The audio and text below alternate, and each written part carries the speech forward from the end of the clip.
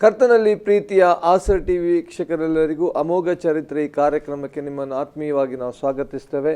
ಪ್ರೀತಿಯ ವೀಕ್ಷಕರೇ, ಇವತ್ತಿನ ಈ ಒಂದು ಕಾರ್ಯಕ್ರಮದ ಮೂಲಕವಾಗಿ ಯೇಸು ಕ್ರಿಸ್ತನ ಬೋಧನೆಯ ಕುರಿತಾದಂಥ ಸಾಮ್ಯಗಳ ವಿವರಣೆಯನ್ನು ನಾವು ಅನೇಕ ಸಂಚಿಕೆಗಳನ್ನು ನಾವು ಕಲಿತಾ ಇದ್ದೇವೆ. ಭಾಳಷ್ಟು ಜನ ನೀವು ಆಶೀರ್ವದಿಸಲ್ಪಟ್ಟಿದ್ದಾರೆ ಎಂಬುದಾಗಿ ನೆನೆಸ್ಕೊಳ್ತೇವೆ. ದೇವಸೇವಕರು ಹೇಳಿದಾಗೆ ಈ ಬೋಧನೆಗಳು ಅಥವಾ ಸಾಮ್ಯಗಳನ್ನು 8 ವಿಭಾಗವಾಗಿ ವಿಭಾಗಿಸಿ ಕಲಿತಾ ಇದ್ದೇವೆ.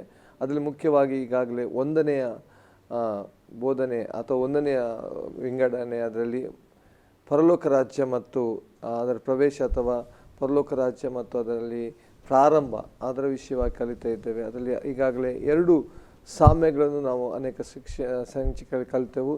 ಮುಂದುವರಿದ ಭಾಗ ನಾವು ಕಲಿಲಿಕ್ಕಿದ್ದೇವೆ. ನಮ್ಮದಲ್ಲಿ ಆಸರ್ ಟಿವಿಯಲ್ಲಿ ಪಾಸ್ಟರ್ ಸಜೀವರ್ಗೀಸ್ ಬೆಂಗಳೂರಿನಿಂದ ಬಂದಿರ್ತಾರೆ. ಯೇಸು ಕ್ರಿಸ್ತನ ನಾಮದಲ್ಲಿ ಅವರನ್ನು ಈ ಕಾರ್ಯಕ್ರಮಕ್ಕೆ ನಾವು ಸ್ವಾಗತಿಸುವ. Pastor praise the lord. ಈ ಒಂದು ಸಾಮ್ಯಗಳ ಕಲಿವಿಕೆಯಲ್ಲಿ ಈಗಾಗಲೇ ನಾವು 2 ಸಾಮ್ಯಗಳನ್ನು ನಾವು ಕಲಿತಿದ್ದೆವು. ಒಂದು ಬಿತ್ತುವವನ ಸಾಮ್ಯ ಮತ್ತು ಮದಲಿಂಗನ ಮದುವೆಯ ಸಾಮ್ಯವನ್ನು ನಾವು ಈಗಾಗಲೇ ಕಲಿತಿದ್ದೆವು. ಇದರಲ್ಲಿ ಮುಂದುವರಿದ ಸಾಮ್ಯ ನಾವು ನೋಡೋದಾದರೆ ಪಾಸ್ಟರ್, ಅಂದರೆ ನಮ್ಮ ಈ ಸೆಷನ್ನಲ್ಲಿ ನಾವು 3 ಸಾಮ್ಯಗಳು, ಅಂದರೆ ದೇವರ ರಾಜ್ಯ ಮತ್ತು ಅದಕ್ಕಿರುವ ಆರಂಭ ಅಥವಾ ಪ್ರವೇಶದ ಈ ಭಾಗದಲ್ಲಿ ಮೊದಲನೇದು ಬಿತ್ತುವವನ ಸಾಮ್ಯ, ಆಮೇಲೆ ಅರಸನ ಮಗನ ಔತಣಕ್ಕೆ ಆಹ್ವಾನಿಸಲ್ಪಟ್ಟಂತಹ ಅಥವಾ ಮಗನಿಗೆ ಮದುವೆ ಮಾಡಿದ ಅರಸನ ಒಂದು ಸಾಮ್ಯವನ್ನು ಕಳೆದ ಸಂಚಿಕೆಯಲ್ಲಿ ನಾವು ನೋಡಿದೆವು. ಈ ಸಂಚಿಕೆಯಲ್ಲಿ ನಾವು 3ನೇದಾಗಿ ಬಂಡೆಯ ಮತ್ತು ಉಸುಬಿನ ಮೇಲೆ ಮನೆ ಕಟ್ಟಿದಂತಹ 2 ವ್ಯಕ್ತಿಗಳ ಸಾಮ್ಯವನ್ನು ನಾವು ನೋಡ್ತಾ ಇದ್ದೇವೆ. ಈ ಸಾಮ್ಯವು ಸಹ ವಿಧೇಯತೆ ಎಂಬ ಒಳ್ಳೆಯ ಅಸ್ಥಿವಾರದ ಮೂಲಕ ಮಾತ್ರ ನಮಗೆ ದೇವರ ರಾಜ್ಯದಲ್ಲಿ ಪ್ರವೇಶಿಸಿ ನೆಲೆ ನಿಲ್ಲಲಿಕ್ಕೆ ಸಾಧ್ಯ ಎಂಬುದನ್ನು ಯೇಸು ಸ್ವಾಮಿ ವಿವರಿಸ್ತಾ ಇದ್ದಾನೆ. ಆದ್ದರಿಂದ ಈ ಸಾಮ್ಯವನ್ನು ಈ ಗುಂಪಿಗೆ ನಾನು ಸೇರಿಸ್ತಾ ಇದ್ದೇನೆ. ಬಂಡೆ ಮತ್ತು ಉಸುಬಿನ ಮೇಲೆ ಮನೆ ಕಟ್ಟಿದಂತಹ ವ್ಯಕ್ತಿಗಳು. ಈ ಸಾಮ್ಯ ಗೊತ್ತಿಲ್ಲದವರು ಯಾರೂ ಇರಲಿಕ್ಕಿಲ್ಲ. ಯಾಕಂದರೆ ಸಂಡೇ ಸ್ಕೂಲ್ನಿಂದ ಹಿಡಿದು ನಾವು ಬಹಳಷ್ಟು ಹಾಡುಗಳ ಮೂಲಕ ಇರ್ಬೋದು, ಅನೇಕ ನಿರೂಪಕಗಳ ಮೂಲಕ ನಾವು ಇದನ್ನು ಕೇಳಿಸಿಕೊಂಡಿದ್ದೇವೆ, ಕಲಿತಿದ್ದೇವೆ. ಮತ್ತಾಯನ ಸುವಾರ್ತೆ 7ನೇ ಅಧ್ಯಾಯದ 24ನೇ ವಾಕ್ಯದಿಂದ 27ನೇ ವಾಕ್ಯದ ತನಕ ಸ್ವಾಮಿ ಆ ಸಾಮ್ಯ ಹೇಳ್ತಾ ಇದ್ದಾನೆ. ನಮಗೆ ಅದನ್ನು ನಮ್ಮ ಕೇಳುಗರಿಗಾಗಿ ಒಮ್ಮೆ ಓದೋಣ. ಆದುದರಿಂದ ಈ ನನ್ನ ಮಾತುಗಳನ್ನು ಕೇಳಿ ಅವುಗಳಂತೆ ನಡೆಯುವವನು ಬಂಡೆ ಮೇಲೆ ಮನೆಯನ್ನು ಕಟ್ಟಿಕೊಂಡ ಬುದ್ಧಿಯುಳ್ಳ ಮನುಷ್ಯನು ಹೋಲುವನು. ಕಟ್ಟಿದ ಮೇಲೆ ಮಳೆ ಸುರಿಯಿತು, ಹಳ್ಳಗಳು ಬಂದವು, 4 ಕಡೆಯಿಂದ ಗಾಳಿ ಬೀಸಿ ಆ ಮನೆಗೆ ಬಡಿಯಿತು. ಆದಾಗ್ಯೂ ಅದರ ಅಸ್ಥಿವಾರವು ಬಂಡೆ ಮೇಲೆ ಇದ್ದುದರಿಂದ ಅದು ಬೀಳಲಿಲ್ಲ.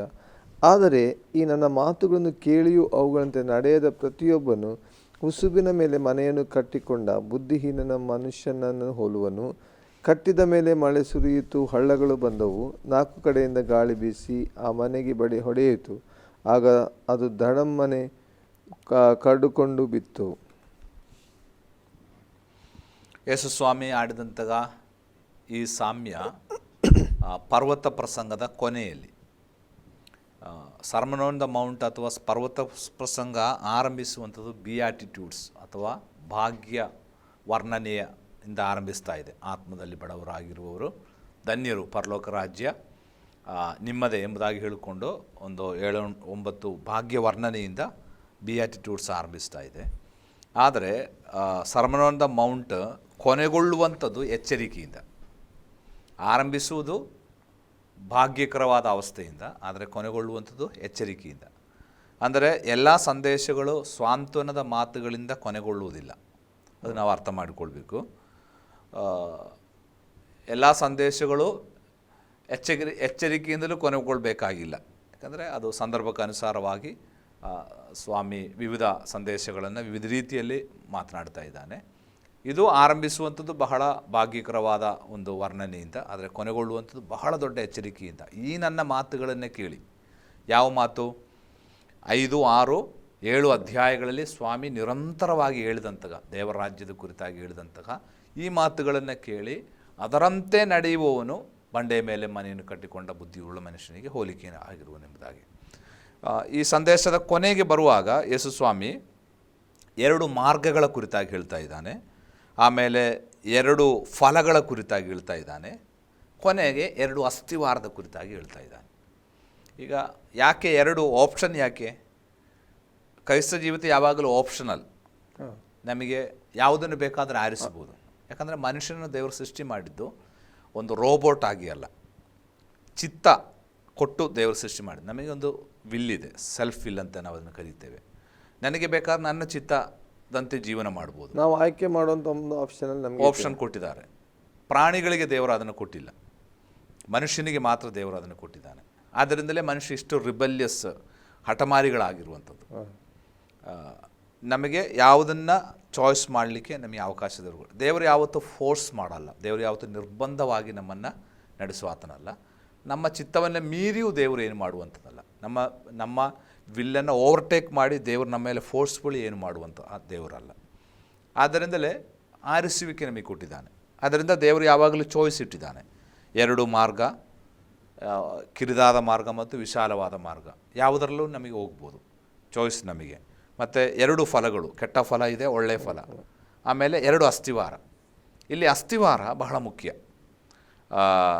ಈ ಸಾಮ್ಯದಲ್ಲಿ ಮನೆ ಕಟ್ಟುವಂಥ 2 ವ್ಯಕ್ತಿಗಳು ಹಾಕಿಕೊಂಡ ಅಸ್ಥಿವಾರಕ್ಕೆ ಬಹಳ ಇಂಪಾರ್ಟೆನ್ಸ್ ಅಲ್ವಾ. ಇವರಿಬ್ಬರಿಗೂ ಅನೇಕ ಹೋಲಿಕೆ ಇದೆ, ಸಾಮ್ಯ ಇದೆ. ಅಂದರೆ ಇಬ್ಬರು ಒಂದೇ ಬಯಕೆ ಉಳ್ಳವರು. ಇಬ್ಬರ ಬಯಕೆ ಏನು? ಮನೆ ಕಟ್ಟಬೇಕು ಅಲ್ವಾ. ಇಬ್ಬರ ಗುರಿ ಏನು? ಒಂದೇ, ನಮಗೆ ಒಳ್ಳೆಯ ಒಂದು ಮನೆ ಕಟ್ಟಬೇಕು, ಫಿನಿಷ್ ಮಾಡಬೇಕು, ಅದೇ ಅವರ ಗುರಿ. ಇವರಿಬ್ಬರು ಒಂದೇ ಸಮಯದಲ್ಲಿ ಕಟ್ತಾ ಇದ್ದಾರೆ. ಒಂದೇ ಸಮಯದಲ್ಲಿ ಒಂದೇ ಗುರಿಯೊಡನೆ, ಒಂದೇ ಬಯಕೆಯೊಡನೆ ಮನೆ ಕಟ್ತಾ ಇದ್ದಾರೆ. ಆದರೆ ಒಂದೇ ಒಂದು ವ್ಯತ್ಯಾಸ ಏನು? ಬುದ್ಧಿವಂತನು ಅಸ್ಥಿವಾರಕ್ಕೆ ಹೆಚ್ಚು ಪ್ರಾಧಾನ್ಯತೆ ಕೊಟ್ಟಾಗ, ಉಸುಬಿನ ಮೇಲೆ ಕಟ್ಟಿದವನು ಅಸ್ಥಿವಾರದಿಂದ ಮೇಲ್ಪಟ್ಟ ಭಾಗಕ್ಕೆ ಹೆಚ್ಚು ಪ್ರಾಧಾನ್ಯತೆ ಕೊಡ್ತಾ ಇದ್ದಾನೆ. ಇದು ನಾವು ಪ್ರತ್ಯಕ್ಷವಾಗಿ ಕಾಣುವಂತಹ ಒಂದು ವ್ಯತ್ಯಾಸ. ಉಸುಬಿನ ಮೇಲೆ ಮನೆ ಕಟ್ಟಿದವನು ಬಂಡೆಯ ಮೇಲೆ ಕಟ್ಟಿದವನು ಒಟ್ಟಿಗೆ ಕಟ್ಟಲಿಕ್ಕೆ ಆರಂಭಿಸಿದ. ಉಸುಬಿನ ಮೇಲೆ ಕಟ್ಟಿದವನ ಮನೆ ಬೇಗ ಮುಗೀತು. ಅವನು ಒಳ್ಳೆ ಗೋಡೆ ಕಟ್ಟಿದ, ಒಳ್ಳೆ ಪೇಂಟಿಂಗ್ ಮಾಡಿಸಿದ, ಗೃಹ ಪ್ರವೇಶನೂ ಬೇಗ ಆಯಿತು.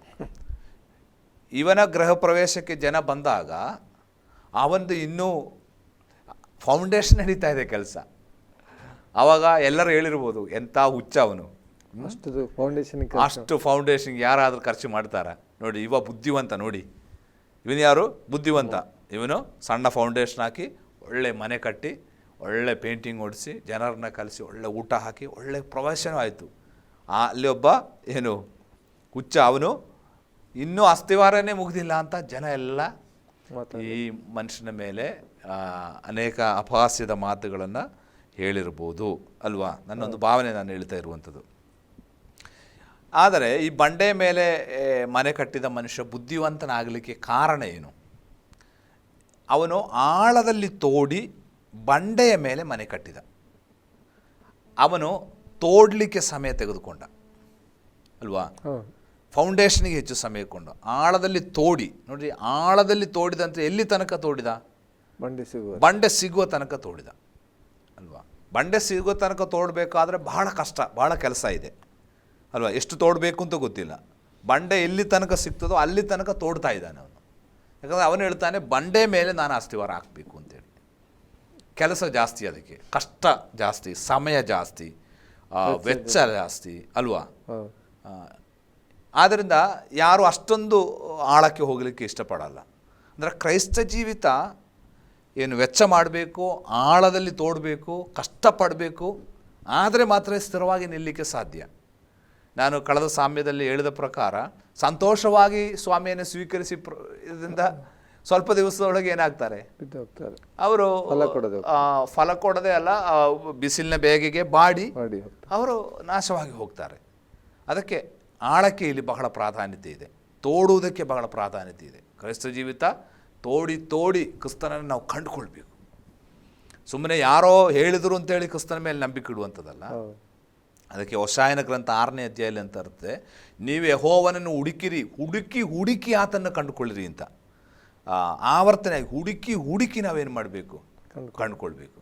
ಮೇಲ್ಪದರದಲ್ಲಿ ಒಂದು ಕ್ರೈಸ್ತ ಜೀವಿತ ನಡೆಸುವಂಥದ್ದಲ್ಲ ನಿಜವಾದ ಕ್ರೈಸ್ತ ಜೀವಿತ. ಇವತ್ತು ಅನೇಕ ವಿಶ್ವಾಸಿಗಳು ಬೀಳಲಿಕ್ಕೆ, ಸ್ಥಿರವಾಗಿ ನಿಲ್ಲದೇ ಇರಲಿಕ್ಕೆ ಕಾರಣ ಇದೆ.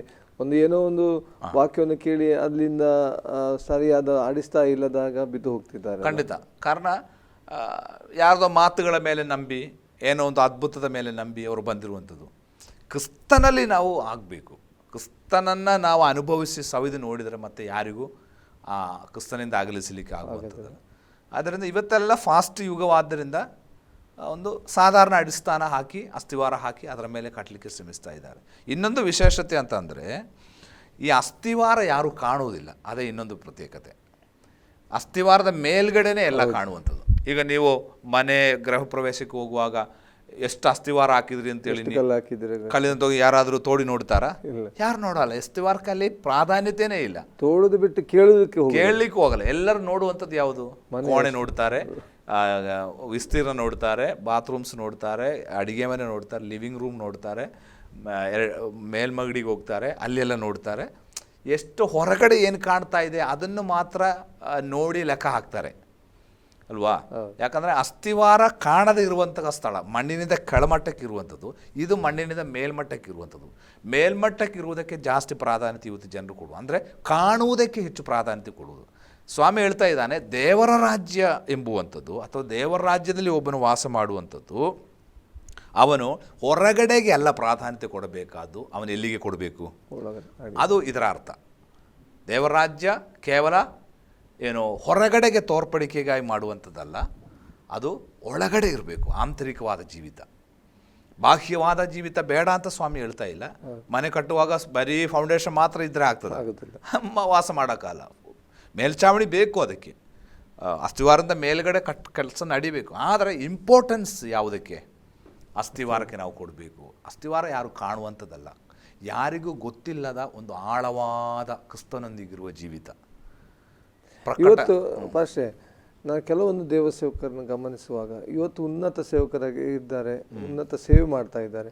ಬಟ್ ಅವರ ಹಿಂದಿನ ಜೀವಿತದಲ್ಲಿ ಆತನ ದೇವರೊಂದಿಗಿರುವಂತಹ ಅಡಿಸ್ತಾಯ ಏನು ಸಮಯ ಕೊಟ್ಟಿರುವಂಥದ್ದು, ದೇವರೊಂದಿಗಿರುವಂಥ ಕಳೆದ ಸಮಯ ಯಾರು ನೋಡಿರ್ಲಿಕ್ಕಿಲ್ಲ. ಇವತ್ತು ನೋಡುವಂಥದ್ದು ಅವರ ಇವತ್ತಿನ ಸ್ಟೇಜೋ ಏನಾದ್ರು. ಆದರೆ ಅವರು ದೇವರ ಸಮಯವನ್ನು ಕಲಿತಿದ್ರಿಂದ ಅಥವಾ ದೇವರೊಂದಿಗೆ ಅನ್ಯೋನ್ಯತೆ ಆಗಿರೋದ್ರಿಂದ ಆ ಸ್ಟೇಜ್ಗೆ ಬಂದಿರ್ತಾರೆ. ಖಂಡಿತ ಖಂಡಿತ ಅಲ್ವಾ ಭಾಷೆ?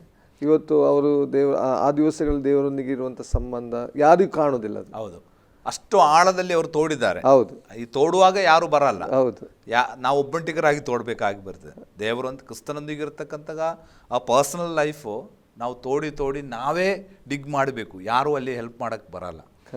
ಅದು ನಾವು ಕ್ರಿಸ್ತನೊಂದಿಗೆ ಇರತಕ್ಕಂತಹ ಆಳವಾದಂತಹ ಸಂಬಂಧ.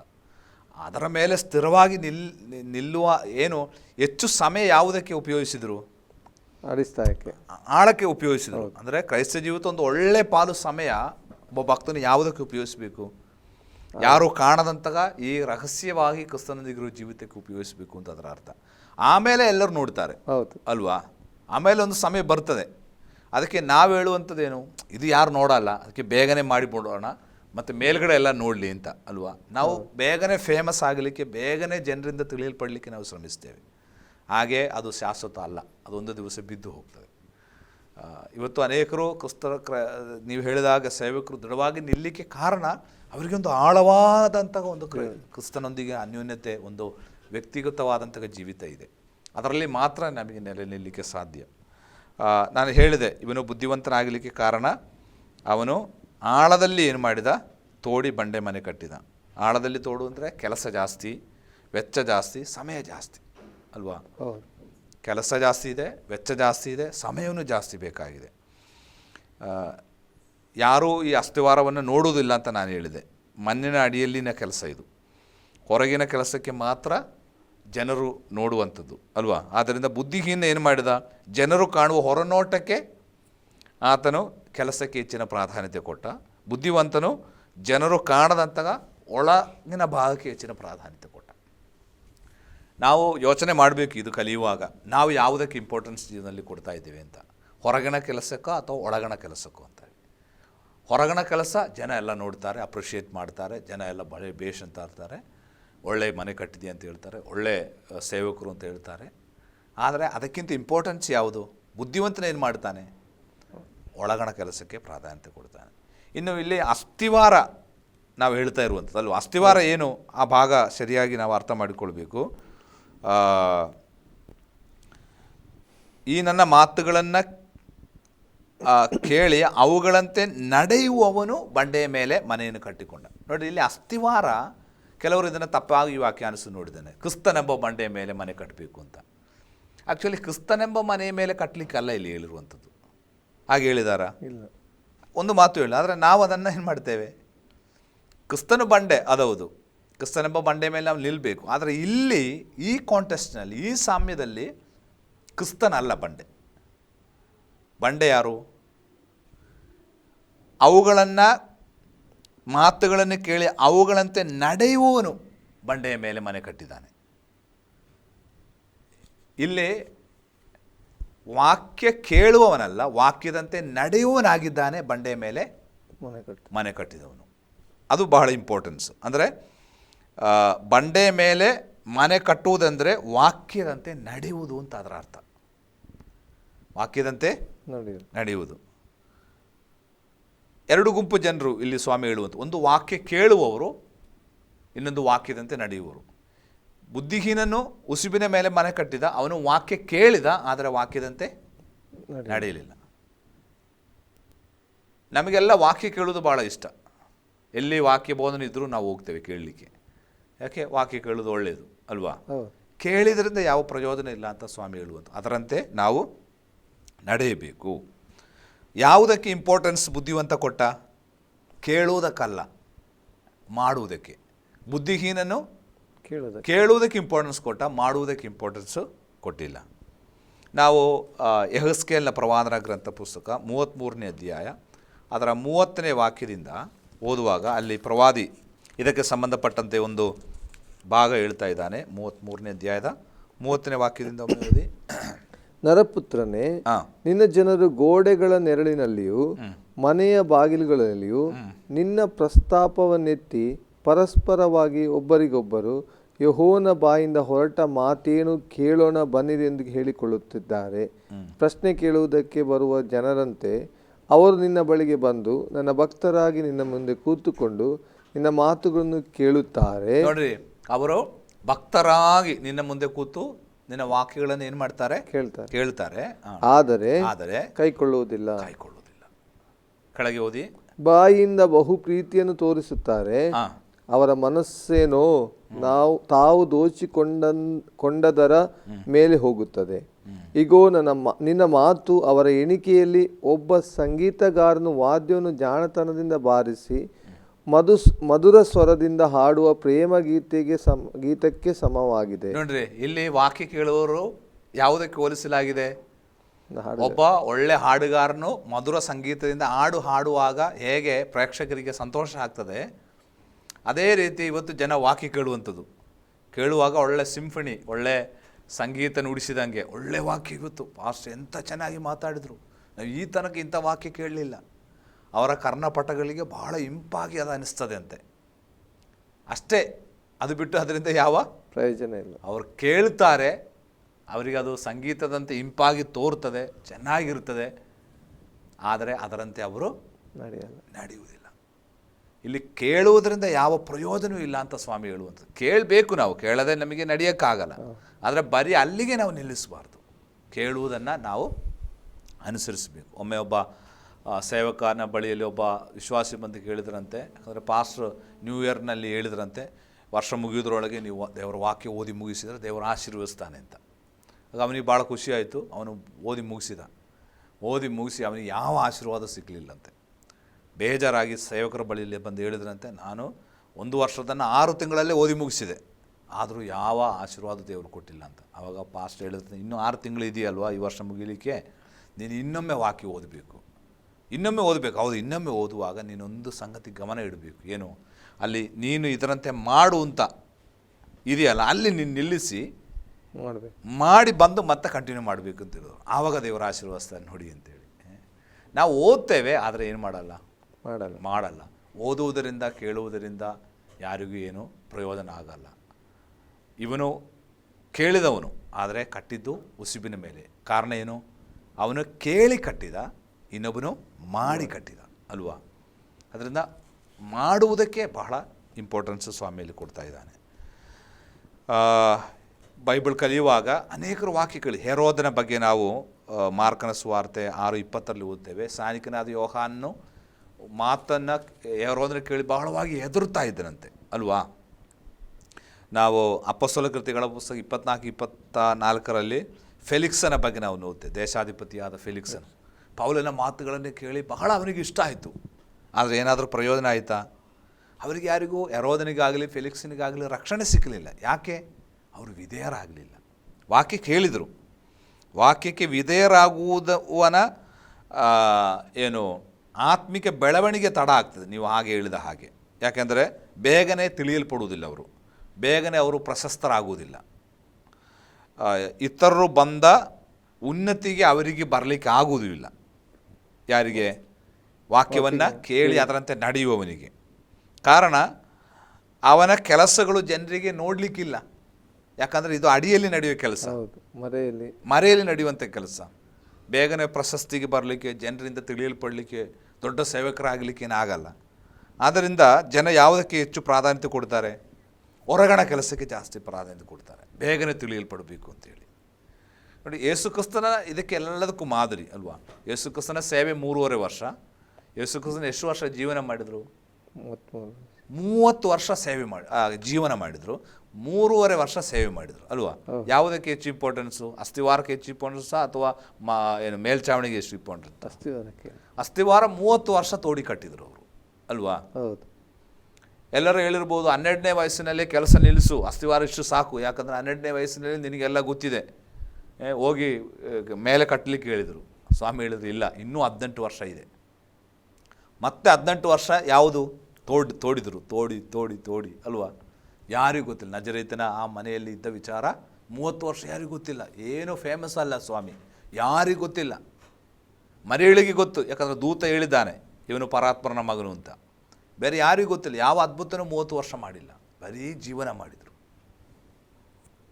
ಕೊನೆಗೆ ತಂದೆ ಮಗನಿಗೆ ಹೇಳುವಂಥ ಒಂದು ಮಾತಿದೆ ಯೋರ್ದಾನಲ್ಲಿ, ಇವನ ನನ್ನ ಪ್ರಿಯ ಕುಮಾರ, ಇವನಲ್ಲಿ ನಾನು ಮೆಚ್ಚಿದ್ದೇನೆ ಅಂತೇಳಿ.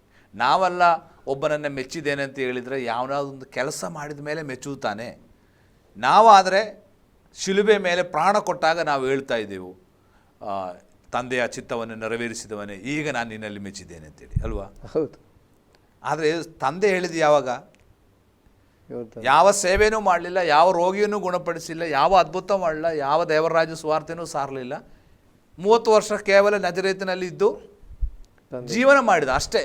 ಆವಾಗ ತಂದೆ ಹೇಳ್ತಾ ಇದ್ದಾನೆ ನಿನ್ನಲ್ಲಿ ನಾನು ಮೆಚ್ಚಿದ್ದೇನೆ ಅಂತ. ಕಾರಣ ಏನು ಗೊತ್ತಾ? ಅಸ್ಥಿವಾರ ಕಟ್ತಾ ಇದ್ರು ಯೇಸು ಸ್ವಾಮಿ. ಒಂದು ಬಲವಾದ ಅಸ್ಥಿವಾರ, ಯಾರಿಗೂ ಗೊತ್ತಿಲ್ಲದಂತಹ ಒಂದು ಜೀವನ. ಅದೇ ತಂದೆಗೆ ಮೆಚ್ಚುಗೆ ಆದದ್ದು. ನಾವು ನೆನೆಸ್ತೇವೆ ಸೇವೆ ತಂದೆಗೆ ಮೆಚ್ಚುಗೆ ಅಲ್ಲ, ಸೇವೆಗಿಂತ ತಂದೆ ಮೆಚ್ಚುವುದು ಯಾವುದರ? ಜೀವಿತದಲ್ಲಿ ಮೆಚ್ಚುವಂಥದ್ದು. ಆದ್ದರಿಂದ ಬುದ್ಧಿವಂತರು ಏನು ಮಾಡ್ತಾರೆ?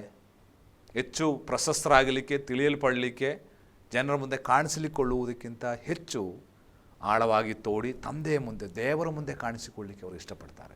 ದೇವರಲ್ಲಿ ಅವರು ಪ್ರಶಸ್ತರಾಗಲಿಕ್ಕೆ ಬಯಸ್ತಾರೆ. ಯಾಕಂದರೆ ನಾವಿಷ್ಟೆಲ್ಲ ಮಾಡಿ ದೇವರಿಗೂ ನಮಗೂ ಗೊತ್ತಿಲ್ಲದಿದ್ದರೆ ಅಲ್ವಾ? ಅವ್ರು ಹೇಳ್ತಾ ಇದ್ದಾರೆ ನಿನ್ನ ನಾಮದಲ್ಲಿ ನಾವು ಪ್ರವಾದನೆ ಮಾಡಿದೆವು, ಬೋಧನೆ ಮಾಡಿದೆವು, ಅನೇಕ ಕಾರ್ಯ ಎಲ್ಲ ಮಾಡಿದೆವು. ತಂದೆ ಏನು ಹೇಳಿದರು? ನೀನು ಯಾರು ಎಂದು ಅದೇನು. ಯಾಕಂದರೆ ಅಸ್ಥಿವಾರ ತೋಡಲಿಕ್ಕೆ ಟೈಮ್ ಇಲ್ಲ. ಅವರು ಏನು ಮಾಡಲಿಲ್ಲ? ಆಳವಾಗಿ ತೋಡಲಿಲ್ಲ. ತಂದೆಯೊಂದಿಗಿರುವ ಆಳವಾದ ಸಂಬಂಧ ಅವರಿಗಿಲ್ಲ. ಅವರು ತಂದೆ ಹೆಸರಿನಲ್ಲಿ ಅನೇಕ ಸಂಗತಿ ಮಾಡಿದರು. ಅದು ದೇವರಿಗೆ ಯಾರ ಮೂಲಕ ಬೇಕಾದರೂ ಮಾಡ್ಬೋದು ಅಲ್ವಾ? ಆದರೆ ಇದು ಯಾವುದು ಇಲ್ಲದಂತಹ ಆಳವಾಗಿ ತೋಡಿದ ಇನ್ನೊಂದು ಗುಂಪು ಮತ್ತಾಯನ ಸುವಾರ್ತೆ 25ನೇ ಅಧ್ಯಾಯದಲ್ಲಿದ್ದಾರೆ. ಅವ್ರಿಗೆ ಹೇಳ್ತಾ ಇದ್ದಾನೆ, ನೀವು ತಂದೆಯ ರಾಜ್ಯಕ್ಕೆ ನೀವು ಸೇರಿದಿರಿ. ಈ ಸಣ್ಣವರಲ್ಲಿ ಒಬ್ಬನಿಗೆ ಮಾಡಿದಾಗ ಅದು ನನಗೆ ಮಾಡಿದ ಹಾಗಾಯಿತು ಎಂಬುದಾಗಿ ಅಲ್ವಾ? ಅದರಿಂದ ಯಾವುದಕ್ಕೆ ಬಹಳ ಪ್ರಾಧಾನ್ಯತೆ ನಾವು ಕೊಡಬೇಕು? ವಾಕ್ಯ ಕೇಳುವುದಕ್ಕಲ್ಲ, ವಾಕ್ಯದಂತೆ ನಡೆಯುವುದಕ್ಕೆ ನಾವು ಪ್ರಾಧಾನ್ಯತೆ ಕೊಡಬೇಕು.